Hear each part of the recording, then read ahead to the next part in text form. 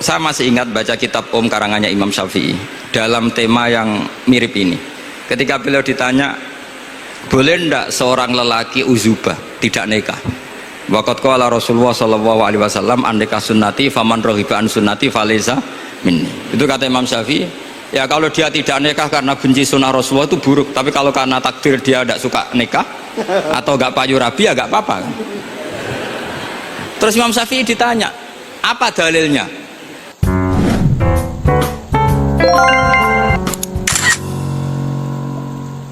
Assalamualaikum warahmatullahi wabarakatuh. Bismillahirrahmanirrahim. Tabarakalladzi nazzala al-furqana ala 'abdihi liyakuna lil 'alamin nadhira. Allahumma shalli wa sallim ala sayyidina maulana Muhammadin wa ala alihi wa sahbihi asma'in amma ba'du. Yang sangat saya hormati Rektor Tribakti Kiai Haji Abdul Kafabi, semua keluarga Lirboyo, semua yang hadir yang saya hormati. Ini tadi saya diajari doa maksa Tuhan. Saya punya sanad yang mungkin lebih keren. Jadi ada seorang Arabi berdoa di Raudhah, ya Allah, jika engkau jadikan orang soleh, maka yang senang adalah kekasihmu. Jika engkau menjadikan saya orang fasik, maka yang senang musuhmu, yaitu iblis. Tinggal jenengan mau nyenangkan kekasihmu apa musuhmu.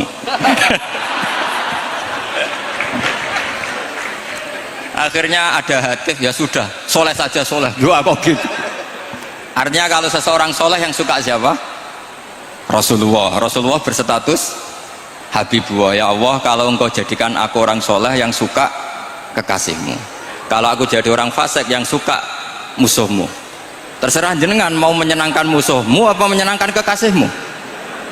Coba ampun, terserah jenengan.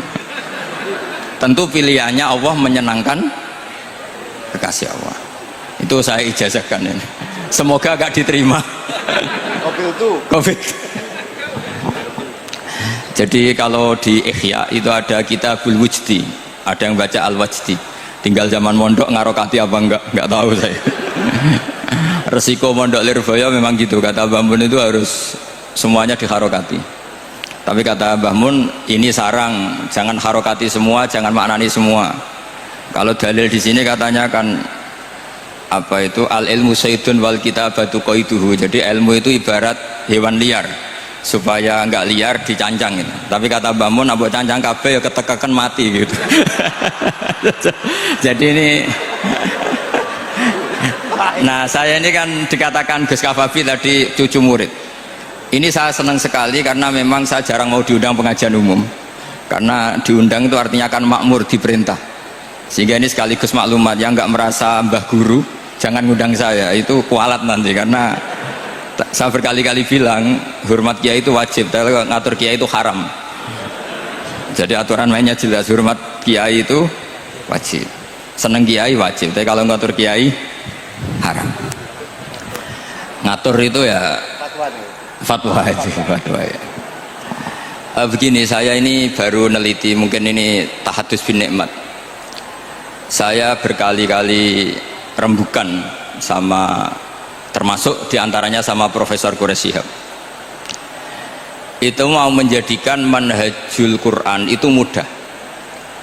Di antara kitab yang saya pelajari serius itu kitab Syajaratul Ma'arif. Nanti sebagian tak tinggal di sini biar diajarkan Gus Rizza.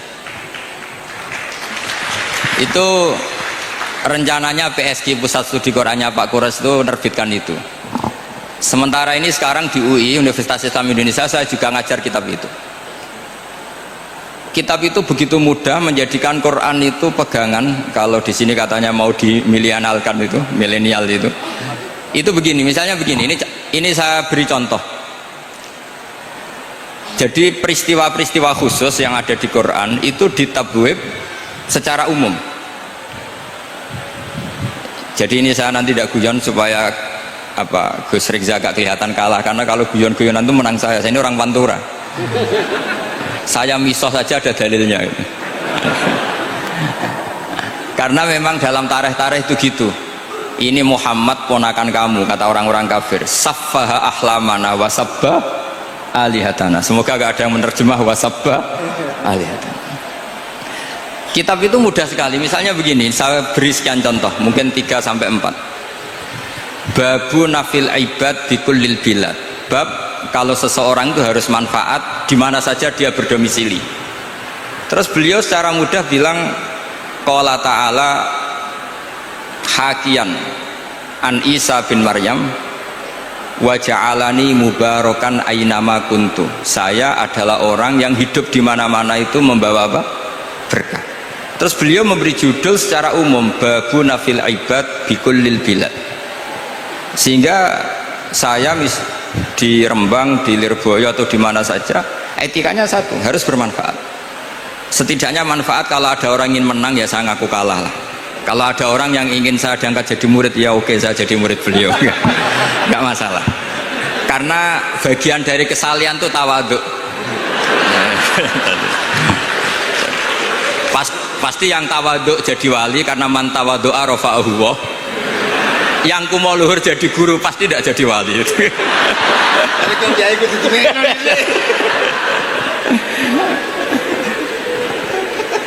Terus ada bab yang sesuai dalam konteks Indonesia.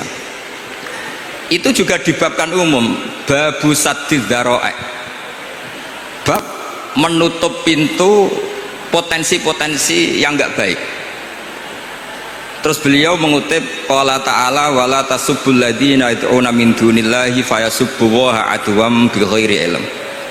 Jadi dulu para sahabat saking semangatnya berislam, itu saking semangatnya itu sering bilang jancuk lata, jancuk uzza. Jadi ini tidak jauh-jauh dari misoh karena memang sudah dicap cangkem elek tadi. Terus mereka tanya, lalu kalau Tuhan saya jancuk, bahayanya jancuk juga Tuhan kamu. Akhirnya Allah bilang gini, Muhammad, umatmu kandhane aja misoi brolo, korbane aku. Makanya terusannya ayat fayasubbuha adwam bi khairi ilm. Dan itu oleh Syekh Izzuddin bin Abdissalam yang dikenal sebagai Sultanul Aulia itu dibabkan mudah sekali. Babu saddid dzara'i. Jadi kalau kamu ingin Allah tidak dipisoi, Islam tidak disakiti, kamu jangan menyakiti agama lain. Itu bagian dari mencintai Islam. Jangan kira kita hormat sama agama lain karena ikrar, tidak. Itu bagian dari mencintai Islam. Terus mengutip sekian hadis, la yasubbur rajulu abahu. Sebagian riwayat la yal'anur rajulu abahu. Ada yang baca layal ani, terserah lah. Kalau nahiyah layal an sopa rajulu, terserah. Apa khobar bimanal amri, apa bacanya layal an itu bisa dipasul masail nanti itu. Jangan sampai seseorang tuh misoi bapaknya. Kata para sahabat, wa kaifa yasubbur rajul abahu. Bagaimana mungkin seseorang misoi bapaknya sendiri? Terus kata Rasulullah, yasubbu abar rajuli fayasubbu abah. Wa yasubbu ummar rajuli fayasubbu ummah. Dia misoi bapaknya orang lain kemudian dibalas bapaknya dipisoi. Ini penting saya utarakan. Jadi mudah sekali. Terus dibabkan di bab umum itu babu saddid dzara'i. Sehingga peristiwa yang khususiyah ini menjadi bisa ditarik kesimpulan secara umum, dan Quran maupun hadis mengawal kita ila yaumil kiamah. Karena kita tidak kehilangan stok untuk memaknai Quran dan hadis dengan cara yang diajarkan Syekh Izzuddin bin Abdissalam yang kita kenal, beliau termasuk Sultanul Ulama. Contoh ketiga ini yang paling penting dan itu saya sering utarakan. Beliau bikin judul la yutrakul haqqu li ajlil batil. Kebenaran tidak boleh ditinggalkan hanya karena banyak kebatilan. Uniknya apa? Beliau pakai dalil, saya yakin seorang Dr. Riza pun nggak terlintas kalau itu ada. Meskipun bikin rumus istihad tadi yang nggak ada kembarannya tadi. Karena ulama yang waras ya nggak ingin ngembari rumus seperti itu. Memang nggak perlu dikembarin, apalagi dosen-dosen tribakti itu nggak suka. Ini padune ra kuat gaji kan gitu. Itu kan dalih ya, dalih supaya ngirit ya. Wes mulang gak arep-arep gaji barokah gitu. Itu mesti kong kali kong sama bendara ya. Yayasan. Karena yayasan itu. Itu ada judul la yutrakul haqqu li ajlil batil. Itu uniknya beliau hanya dalil inna sofa wal marwata min sya'airillah faman hajjal baita wa atamara fala junaha alaihi ayyat tawafa bihima. Safa dan Marwah itu hakikatnya adalah min syairillah, termasuk syiar-syiarnya Allah. Maka siapa yang haji maupun umroh nggak apa-apa. Allah dalam bahasakan tuh nggak apa-apa, fala junah nggak apa-apa, terus saja tawaf di situ. Memang dalam bahasa Quran nggak bahasa sa'i, tapi pakai bahasa tawaf, ayat tawaf bihima. Kata Sayyiduddin bin Abdissalam, di Safa ini ada Isab, nama berhala, di Marwah ada Nailah, juga nama berhala. Yang orang-orang jahiliyah dulu ini menyembah dua berhala ini. Karena ada berhala, mereka merasa risih kalau ibadah ritual tauhid di situ. Tapi kata Allah, teruskan saja kamu tawaf di situ atau sa'i di situ. Artinya apa? Kebenaran tetap diperintahkan meskipun ada kebatilan.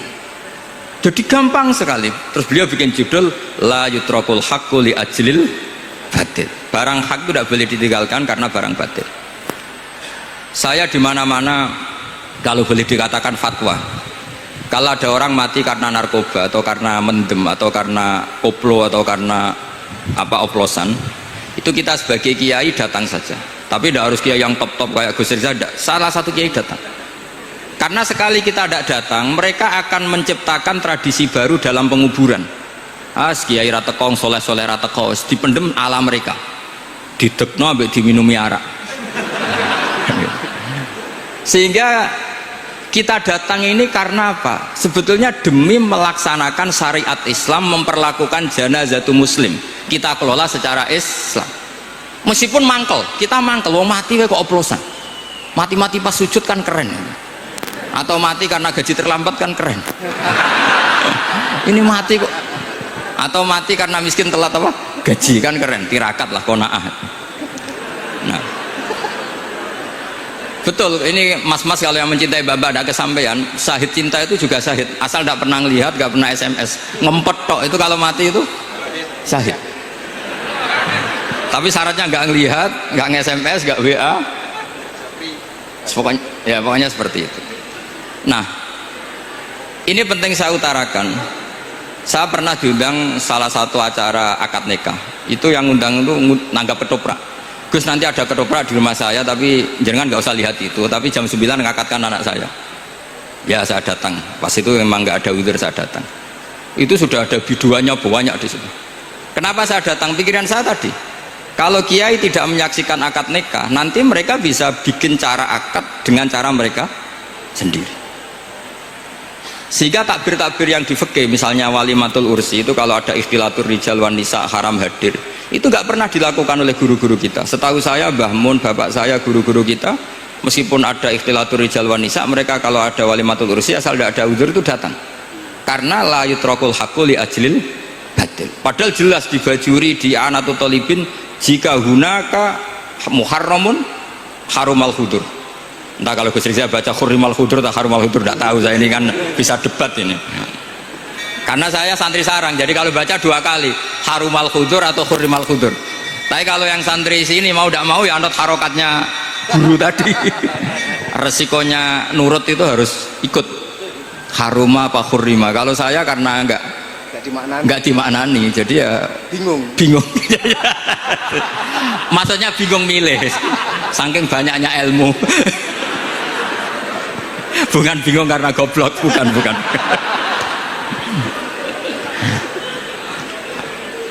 Ini penting saya utarakan. Jadi judul itu penting sekali, la yutrakul haqqu li ajlil batil. Contoh keempat, babu tolabil manzilah. Seorang yang terpercaya itu boleh cari pangkat di pemerintahan. Beliau dalilnya gampang sekali. Yusuf ketika merasa mampu mengendalikan ekonomi, ketahanan pangan zaman itu, beliau matur ke Aziz, ke penguasa Mesir, qala ja'alni ala khazainil ardh, jadikan saya sebagai pengelola hasil bumi. Ini hafizun alim, saya ini orang terpercaya, saya ini orang yang pinter. Maka ngaku pinter itu boleh asal pinter betul. Karena Nabi Yusuf bilang ini hafizun alim. Ini sudah 4 sampai berapa? 7 sampai 7. 5 aja nanti ilmunya habis. Jadi saya mohon nanti kitab itu saya tinggal 1, tolong dipelajari teman-teman supaya ada cara mudah Dan kitab itu pernah dibaca Syekhina Kiai Maimun di Sarang, pernah tak bawa ke Jakarta, saya diskusikan dengan Pak Profesor Quraisy Shihab. Terus sekarang juga dalam proses diterjemah. Tapi saya mohon, ini yang nggak penting, terjemahnya itu nggak penting sebenarnya. Ini anak-anak Lirboyo kan bisa ngartikan sendiri, bukan sekedar terjemah tapi ngartikan sendiri. Itu unik, cara memahami itu unik sekali dan mudah. Jadi setiap peristiwa khusus itu diberi judul umum. Nah barokahnya judul umum ini, Quran itu menjadi ngawal kita ila yaumil qiyamah. Tapi kalau itu kamu anggap ini peristiwa Yusuf, ini peristiwa Yakub, peristiwa Ibrahim, maka seakan-akan Quran itu tidak untuk kita. Makanya tadi misalnya wala tasubul ladina dibabkan babu saddid dzara'i. Itu semudah itu, segampang itu. Sehingga dalam kitab Minhajul Abidin diterangkan ada seorang wali yang takut dosa karena banyak perempuan cantik yang pakai celana pendek, banyak bulat loh di dunia itu. Singkat cerita dia uzlah, dia santai-santai di gunung makan rerumputan. Terus ada wali yang kelasnya lebih tinggi. Kamu di sini ngapain uzlah? Kenapa? Meninggalkan dosa. Terus digojlok sama wali yang lebih senior. Kira-kira ya saya gojlok Gus Rizal gitu. Kata si wali yang lebih senior tadi, taraktum ummata Muhammadin fi aidil mubtadi'ah. Sebetulnya kamu itu tidak menghindari dosa, tapi malah parah. Ketika umat tidak kamu pimpin, artinya membiarkan dipimpin kelompok lain, dan itu bisa orang ahli bid'ah, bisa orang kafir, bisa yang lebih menyesatkan. Jadi uzlah itu tidak solusi. Ini pentingnya pembanding. Jadi gak apa-apa nanti setelah saya ngisi dikasih kesempatan untuk bully saya, gak apa-apa. Saya terlalu sakti untuk dikalahkan. Jadi artinya muhibbin saya itu gak ngefek lah kalau saya diadili siapa? Gus Riksa. Gak ngefek. Jadi menurut saya nanti tak kasih kesempatan untuk ngadili saya. Terus setelah itu selesai, saya tidak jawab lagi. Sebagai latihan calon wali itu harus sabar, man. Jadi wal kadhimin al ghaidha wal afina anin nas. Jadi setelah saya dibully nanti saya bilang sudah, saya maafkan, wassalamualaikum, terus gitu. Terus contoh yang paling ekstrim gini Gus Rizal, ada contoh babu jawazin namimah limaslahatin. Bab boleh adu-adu itu mengadukan satu peristiwa yang buruk ke orang lain karena maslahat. Itu contohnya unik sekali. Saya ini bingung, masa ada namam atau namimah kemudian ditoleransi. Terus beliau pakai dalil wajah rajulun min aqsal madinati yas'a qala ya Musa innal mal'a ya'tamiru nabikal yaqtuluka fakhrus innilaka minan nasihin. Musa, saya ini pegawai kerajaan Fir'aun, saya termasuk perwira di kerajaan Fir'aun. Saya tahu rapat tadi malam itu memutuskan menangkap kamu untuk dibunuh, maka kamu harus secepatnya keluar dari Mesir. Itu kan sebetulnya tipikalnya agak namimah, adu-adu, tapi limas lahatin. Itu mudah sekali kitab itu. Jadi saya mohon anak-anak Tribakti yang mau mengkaji Quran ingin alim, pakai kitab itu. Saya jamin kalau khatam pasti alim, khatam paham maksudnya. Daripada sampean pakai metode usul fikih itu keruwetan, karena selain judulnya sudah ruwet, lubul usul itu sudah ruwet. Dulu saya ngaji di Sarang itu semua satu kelas itu semuanya dapat 4 terus. Kecuali saya ada dapat nilai karena gurunya bingung biji. Tidak tahu bingungnya itu karena dianggap terlalu alim atau terlalu goblok, tidak tahu saya. Yang jelas usul fikih saya itu nggak ada nilainya. Begini kalau dalam usul fikih kan begini. Ya ini agak menghormati pasca sarjana, jadi agak-agak ruwet biar kesannya itu ya intelek atau pinter lah gitu. Kalau guyon terus itu kan nganggep sampean itu isane mau paham guyon itu, jadi kan ngergani orang seperti orang guyon terus itu. Tapi ini agak serius. Begini, misalnya saya sebagai kiai ngundang Zaid, kamu kesini, saya jelas sebut Zaid kesini, ada tamu gitu. Sebetulnya saya ingin Zaid apa ingin cah dalam siapa saja asal bisa melayani tamu. Zaidun itu zikrul ba'di wa iradatil kul apa zikru Zaidin fi ainihi, itu kan jadi perdebatan di ilmu usul fikih. Ketika Zaid gak ada, terus di situ ada pelayan yang bernama Bakar Umar gak datang, pasti kayaknya marah. Cek sombong ya santriku, tak udang rano sing moro. Terus misalnya anak-anak bilang, Pak Yai Anda kan tadi manggil Zaid, tidak manggil kita. Cek gobloknya maksudku ono sing nyuguhi teh. Orang kudu Zaid, Bakar, Umar ya kena. Bocah kok goblok kan mesti gitu. Artinya gini, menyebut aktor dalam Quran atau hadis itu yuradu syakhsun bi'ainihi, apa itu bagian dari zikrul ba'di wa iradatil. Sehingga semua peristiwa di Quran, entah itu nyebut Fir'aun berarti mewakili orang togo, orang yang lacut, menyebut Musa mewakili orang baik, apa bagaimana itu jadi perdebatan. Nah itu di kitab usul fikih itu penjelasannya ruwet sekali. Sehingga mungkin misalnya begini dalam satu kaidah usul fikih, hormati tamu yang datang ke saya siapa saja. Setelah itu saya ralat, hormati Zaid jika datang bertamu ke saya. Dalam usul fikih itu potensi Zaid ini menjadi mukhassis, berarti siapa saja menjadi batal karena ditaksis kata Zaid. Ada potensinya begini, siapa saja tetap berlaku, dan kiai menyebut Zaid adalah zikru ba'di afrodi dzalikal kulli, menyebut individu dari kuliah yang masuk. Jadi tetap hormati tamu siapa saja, yang termasuk siapa saja adalah Zaid. Apa siapa saja tidak menjadi hukum karena terganti hanya khusus Zaid. Itu jadi perdebatan di perdebatan usul fikih. Jadi terlalu ruwet. Tapi kalau di kitab tadi yang Syajaratul Ma'arif karangannya Izzuddin bin Abdissalam itu gampang sekali. Saya baca itu min awali hatta akhir itu tidak ada yang iskal, gampang sekali, mudah sekali. Karena tadi mungkin dikarang ahlinya dan dibaca oleh ahlinya, jadi gampang sekali ini. Jadi semudah itu, istidlal itu gampang sekali. Ya saya ulang lagi tadi, karena ditulis orang ahli dan dibaca oleh orang ahli. Tapi saya pastikan kitab itu tuh mudah sekali. Kenapa saya menyarankan begitu? Karena begini, sekarang tuh banyak orang menafsirkan Quran karena hanya melihat terjemah atau dengar-dengar dari orang lain. Sementara kita yang gudangnya, kita ya semua lah, santri, sarang, lirboyo semua, itu tidak mau memulai. Andai kan kita mau memulai, maka kita akan tahu apakah zikrus syek itu menjadi takyin, harus itu, atau zikrus syek itu zikrul ba'di wa iradatil kul. Saya beri contoh masalah hukum fikih karena ini bidang saya dulu ketika muda sering makili Anwar Musyawarah di Lirboyo. Dulu yang makili Lirboyo Gus Isom, Gus Rizza belum musuh saya dulu, belum musuh saya dulu.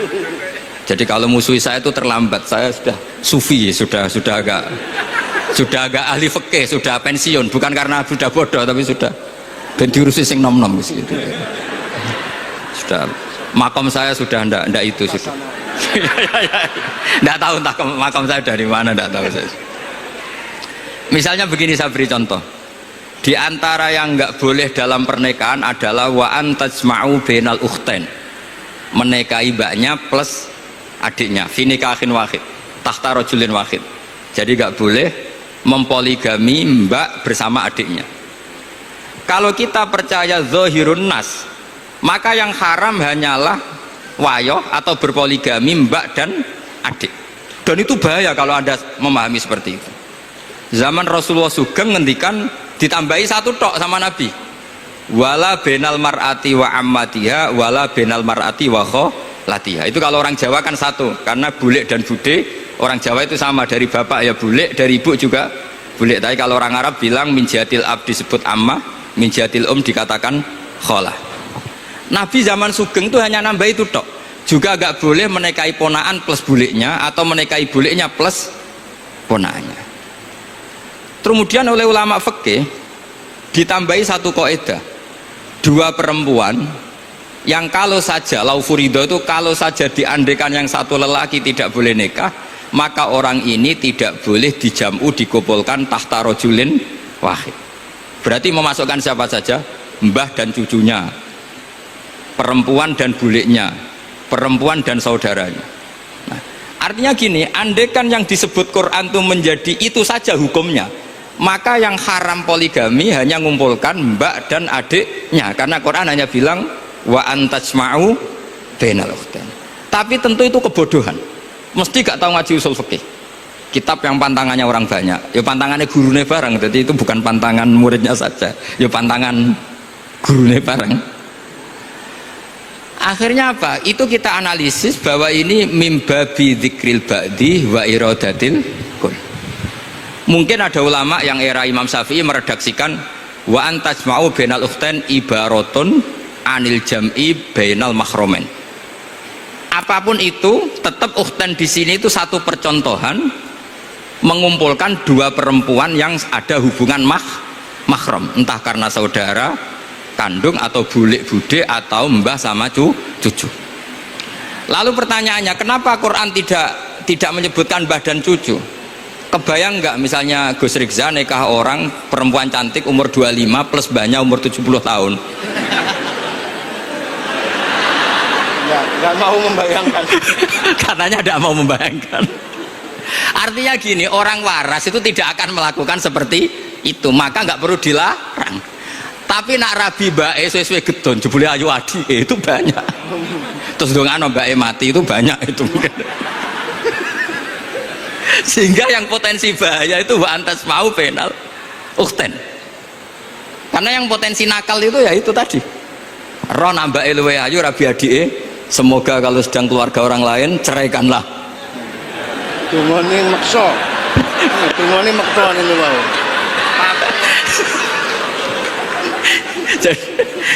Jadi ini penting saya utarakan. Jadi ini serius tapi saya tetap rileks. Jadi mohon dipelajari lah usul fikih. Kalau usul fikih Anda kesulitan, pelajari saja kitab Syajaratul apa? Ma'arif. Nanti kitabnya saya titipkan ke siapa saja Pak. Insya Allah sampai ke Gus Rizza. Apa kitab Syajaratul Ma'arif. Itu menurut saya kitab terbaik dalam mempermudah memahami Quran. Ya modelnya begitu, misalnya tadi babu nafil ibad bikulil bilad, bab seorang hamba sebaiknya di mana saja bermanfaat. Terus cerita tentang Nabi Isa, wa ja'alani mubarakan aina ma kuntu. Saya masih ingat baca kitab supaya Pondok Lirboyo bangga bahwa cucu muridnya alim alama. Jadi ini bagian dari itu. Wong putu muridnya we alim, bangunnya murid Lirboyo ra alim, wong putune we alim kan gitu. Jadi kalau sama ndak alim dosa gede. Saya kata Gus Kafabi kan putu murid, putune wae alim mosok muridnya gak alim. Awas nak keman gak alim, sini-sini wong. Jadi harus mengkaca, putune wae alim. Apalagi anak epas. Apalagi anak epas.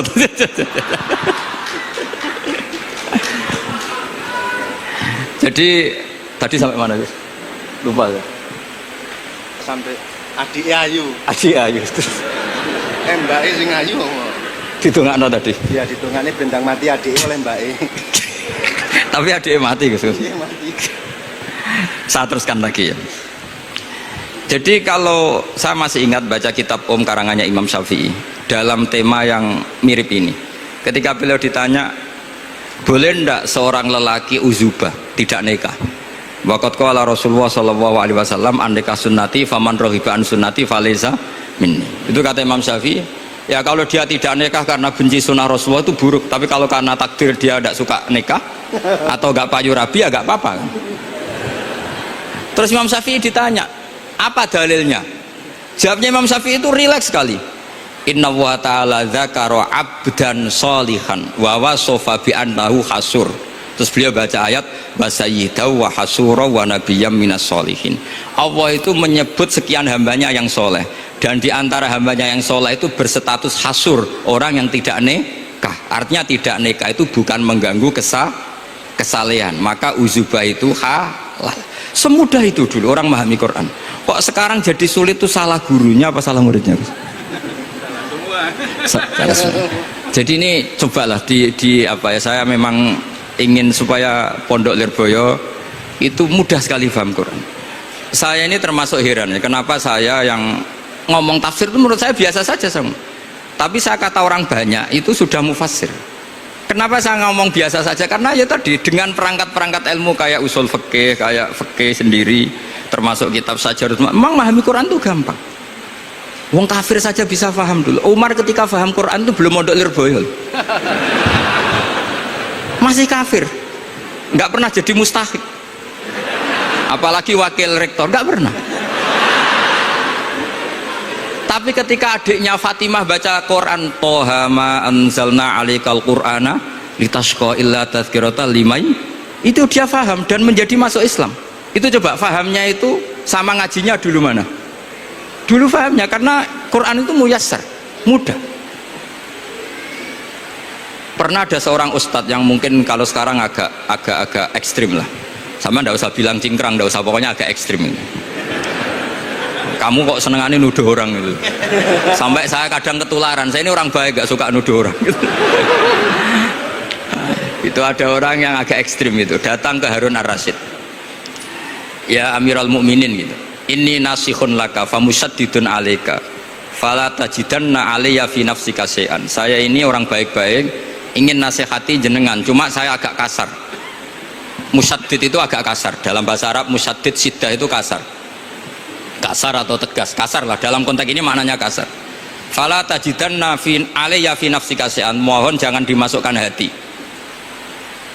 Apa kata Harun Rasyid? Ngendikan itu mudah sekali dan itu sangat Qur'ani. Kata Harun ar-Rasyid, uskut ya ustad, sebagian riwayat uskut ya jahil, hei orang bodoh, kamu diam. Inna Allaha ta'ala ba'atha man huwa khairun minka ila man huwa syarrun minni wa ma'adzalika qala ta'ala faqula lahu qawlan layyinan la'allahu yatadzakkaru aw yakhsha.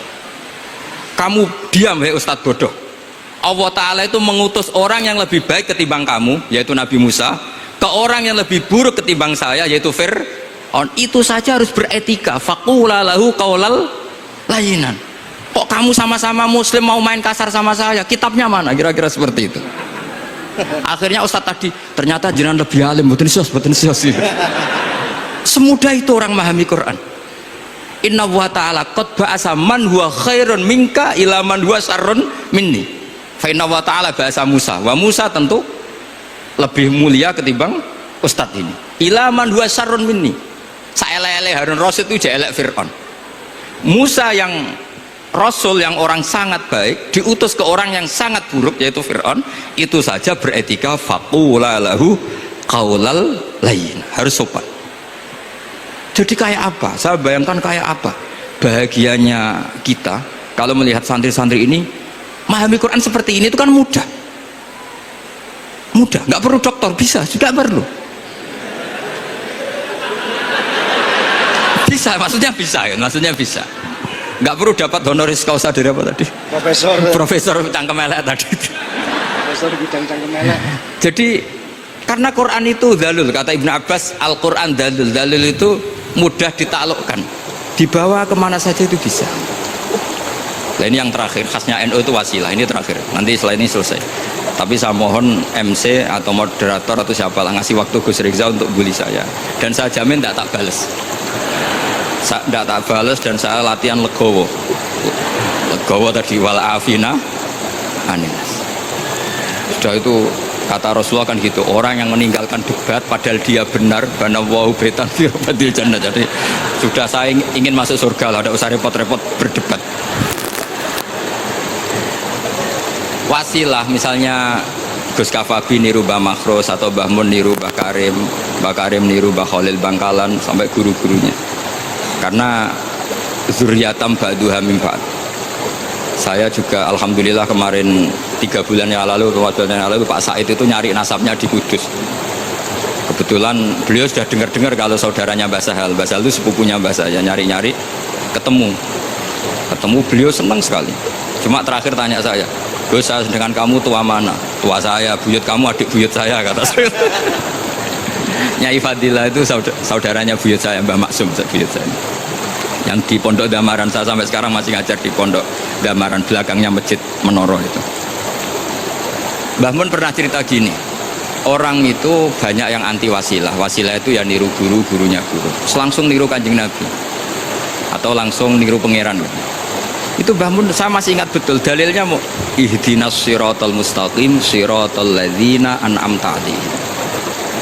Jalan yang lurus adalah mengikuti orang-orang yang telah engkau beri nikmat. Kenapa Allah tidak ngendikan siratoka, jalan kamu, jalan engkau? Allah itu tidak makan, bagaimana cara kita niru Allah makan? Wong Allah tidak makan. Allah tidak tidur, bagaimana kita niru Allah tidur? Fa inna Allaha la ya'kulu wa la yanam wa la yashrab. Nah, Niru itu ya orang, kata Bamun, karena manusia itu hadis, Allah itu qadim. Jadi tidak ada hubungannya barang hadis dan barang qadim. Jika kalau ingin niru ya niru manusia. Manusia itu siapa? Ya tentu masternya Rasulullah. Tapi kan walau lala ulama lama arafnal anbiya. Tanpa ulama kita tidak tahu Nabi melakukan apa, karena ini butuh sanad. Masyhur itu, walau la murabbi lama arafna rabbi. Tanpa murabbi kita tidak tahu rabbi. Nah, ini penting saya utarakan, sehingga di Quran itu setiap orang baik itu disebutkan orang-orang baik itu siapa? Ulaikal ladzina an'ama Allahu 'alaihim minan nabiyina min dzurriyyati Adam wa mimman hamalna ma'anu wa min dzurriyyati Ibrahim wa Israila wa mimman hadaina wajtabaina. Selalu orang baik itu diceritakan orangnya dan ngikuti orang juga. Ulaikal ladzina hadahum wa fa bihudahum muqtadi. Kenapa? Karena kita tidak bisa niru Allah, karena Allah itu tidak makan, tidak minum, tidak tidur, tentu tidak nikah. Tapi sekarang orang tuh geger, manut guru-guru ra mesti bener. Sing marai kaidah nak guru ra mesti bener tuh kita. Kita setiap ngajar di Lirboyo di Sarang bilang selain Rasulullah Muhammad tuh tidak maksum. Jadi mereka ketinggalan kalau ngomong kiai ra mesti bener. Tahu kita mulai kecil diajari selain Nabi kok ora maksum. Dekne ro ilmu anyaran kok ngandani sing mulai bayi alim, itu kan lucu. Kita mulai dulu tahu selain Nabi itu tidak maksum. Kok malah dikandani kiai tidak mesti bener, kenapa diikutin? Udah tahu kalau kiai tidak mesti bener. Cuma kalau kiai tidak mesti bener, nak kue mesti ra bener. Lagi-lagi gerakan cangkem elek kan gitu. Kalau kiai itu hanya mungkin tidak bener, kalau kamu mesti tidak bener. Ini penting saya utarakan sehingga mudah sekali. Apa dalilnya wasilah? Ya kita jawab saja. Ihdinas siratal mustaqim, siratal ladzina an'amta. Semudah itu Quran dipahami ahlinya. Tapi sekarang kok memahami Quran jadi sulit, saya menjadi tidak tahu. Ya seperti tadi Izzuddin bin Adi Salam itu banyak dalil la yutrakul haqqu li ajlil batil. Itu contohnya itu hanya innas sofa wal marwata min sya'airillah. Ketika sofa dan marwah belum steril dari berhala-berhala itu, ketika Ka'bah belum steril dari berhala-berhala itu, Nabi tetap tawaf di Ka'bah, tetap sa'i di sofa dan marwah. Kemudian itu disimpulkan la yutrakul haqqu li ajlil batil. Segampang itu agama.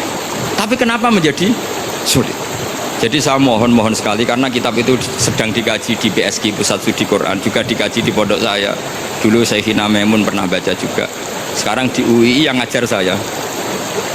Jadi saya ingin, dan itu diajarkan ditulis lah oleh ulama sing ma'ruf, bahkan gelarnya Sultanul Ulama.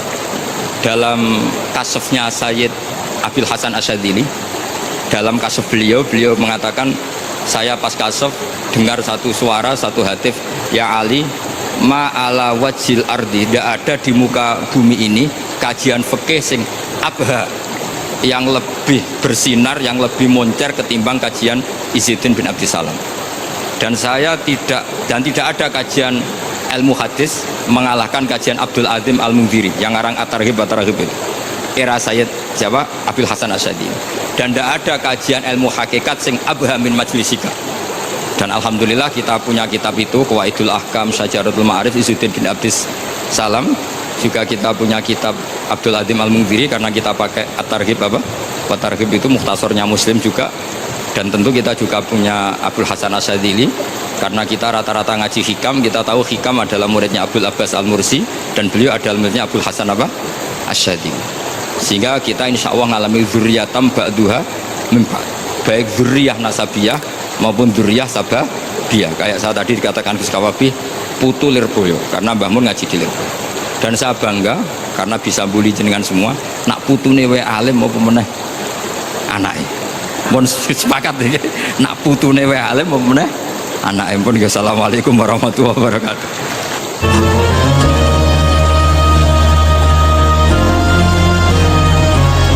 Assalamualaikum warahmatullahi wabarakatuh. Alhamdulillahirabbil alamin. Segala puji bagi Allah, Tuhan semesta alam. Salawat dan salam senantiasa tercurah kepada junjungan kita Nabi Muhammad sallallahu alaihi wasallam beserta keluarga, sahabat dan para pengikutnya hingga akhir zaman. Pemirsa Hidayah Rabbi yang budiman, Pernahkah kita berpikir bahwa ada sebuah amalan ringan yang bisa mendatangkan pahala besar tanpa harus mengeluarkan harta sedikit pun? Amalan itu adalah sedekah tanpa harta, hanya dengan senyuman. Seringkali kita berpikir bahwa sedekah hanya bisa dilakukan dengan memberikan harta benda atau uang kepada orang lain. Padahal dalam Islam, sedekah tidak hanya terbatas pada materi, tetapi juga mencakup berbagai perbuatan baik yang dapat memberikan manfaat bagi sesama. Salah satu bentuk sedekah yang paling mudah, sederhana, dan dapat dilakukan oleh siapa saja tanpa memandang usia atau kondisi ekonomi adalah senyuman. Senyuman bukan hanya sekadar ekspresi wajah, tetapi juga memiliki dampak luar biasa dalam menciptakan kebahagiaan, mempererat hubungan sosial, dan bahkan menyebarkan energi positif di lingkungan sekitar. Nabi Muhammad SAW bersabda, "Senyummu kepada saudaramu adalah sedekah." Hadis riwayat Tirmizi. Pemirsa Hidayah Rabbi yang budiman, hadis ini mengajarkan kepada kita bahwa senyuman bukan hanya sekadar ekspresi wajah, tetapi juga sebuah amal yang bernilai ibadah. Senyuman yang tulus bisa membawa kebahagiaan kepada orang lain, menghilangkan kesedihan, dan mempererat tali persaudaraan. Dalam Al-Quran, Allah Subhanahu wa Ta'ala menggambarkan bagaimana para nabi dan orang-orang soleh senantiasa menunjukkan wajah yang berseri-seri dan penuh keramahan. Salah satu contohnya adalah kisah Nabi Sulaiman alaihissalam dalam surat An-Naml ayat 19 yang artinya, "Dia Sulaiman tersenyum seraya tertawa karena mendengar perkataan semut itu. Dia berdoa, 'Wahai Tuhanku, anugerahkanlah aku ilham dan kemampuan untuk tetap mensyukuri nikmat-Mu yang telah Engkau anugerahkan kepadaku dan kepada kedua orang tuaku, dan untuk tetap mengerjakan kebajikan yang Engkau ridhoi. Aku memohon pula masukkanlah aku dengan rahmat-Mu ke dalam golongan hamba-hamba-Mu yang soleh.'" Quran Surat An-Naml ayat 19. Pemirsa Hidayah Rabbi yang budiman, dari ayat ini kita belajar bahwa tersenyum bukan hanya sekedar ekspresi wajah, tetapi juga merupakan wujud syukur atas nikmat Allah Subhanahu wa Ta'ala. Senyuman melambangkan hati yang lapang serta kasih sayang kepada sesama makhluk Allah Subhanahu wa Ta'ala. Dengan tersenyum, kita tidak hanya menebarkan kebahagiaan kepada orang lain, tetapi juga mendekatkan diri kepada Allah dengan meneladani sifat para nabi yang penuh keramahan dan kelembutan. Keutamaan senyuman dalam Islam. Pemirsa Hidayah Rabbi yang budiman, senyuman bukan hanya memberikan manfaat bagi orang lain, tetapi juga membawa banyak keuntungan bagi diri sendiri, baik secara spiritual maupun kesehatan. Berikut beberapa keutamaan dari senyuman. Mendapatkan pahala sedekah. Rasulullah SAW bersabda, "Janganlah kamu meremehkan kebaikan sekecil apapun, walaupun hanya dengan bertemu saudaramu dengan wajah yang berseri-seri dan penuh keramahan. Karena senyuman adalah cahaya yang menerangi hati dan membawa kebahagiaan." Hadis riwayat Imam Muslim. Pemirsa Hidayah Rabbi yang budiman, hadis ini menegaskan bahwa setiap kebaikan sekecil apapun memiliki nilai di sisi Allah. Senyum yang kita berikan kepada orang lain adalah sedekah yang tidak hanya membawa kebahagiaan bagi mereka, tetapi juga menjadi cahaya kebaikan yang menerangi hati kita sendiri. Senyuman adalah bahasa universal yang dapat mempererat hubungan sosial, menghilangkan kesedihan, dan menciptakan suasana penuh kasih sayang dalam kehidupan sehari-hari. Mempererat ukhuwah Islamiyah. Pemirsa Hidayah Rabbi yang budiman, senyuman menciptakan suasana yang harmonis, mempererat hubungan persaudaraan, dan menghilangkan permusuhan. Dengan senyum, kita menunjukkan keramahan, ketulusan, dan kasih sayang kepada sesama yang dapat melembutkan hati dan menghilangkan prasangka buruk.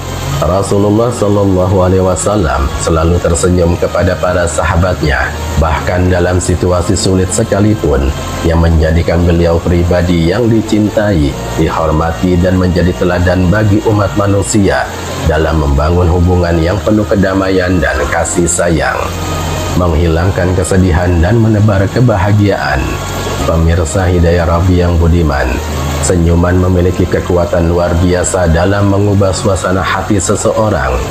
Dengan tersenyum, kita tidak hanya memberikan kebahagiaan kepada orang lain, tetapi juga menularkan energi positif yang dapat meringankan beban mereka.